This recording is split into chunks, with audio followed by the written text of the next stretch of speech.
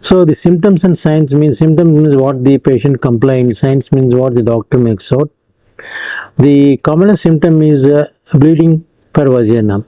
In the menopausal group, it may be called postmenopausal bleeding (PV), or in the menstruating group of individuals between 40 to 50 years age, if the lady is still menstruating, excess bleeding or intermenstrual bleed.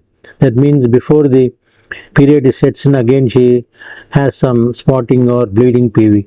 So between the periods, at the time line, she might have bleeding per PV, that is bleeding of the vagina from the vagina. So bleeding is the main cognizant symptom of presentation of this cancer.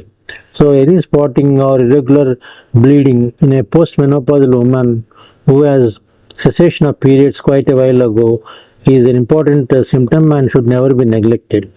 The lady should consult immediately the doctor for further evaluation and ascertain the cause of this postmenopausal bleeding, which could be sporadic, spotting, or significant, to rule out uterine cancer.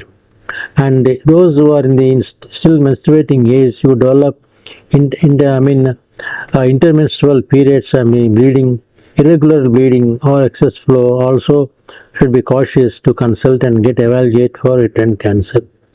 Sometimes they present with low abdominal pain, that is called pelvic pain, some kind of cramps and all that. That is a little early, late stages, when the uterine cancer has spread to nearby organ or into the out of the uterus, it has gone out, and then involving the surrounding tissues.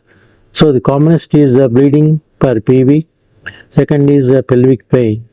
Then some kind of anemia, that is lack of blood. Because of the loss of blood, there will be low hemoglobin level. These are the causes of some of the symptoms of this uterine cancer.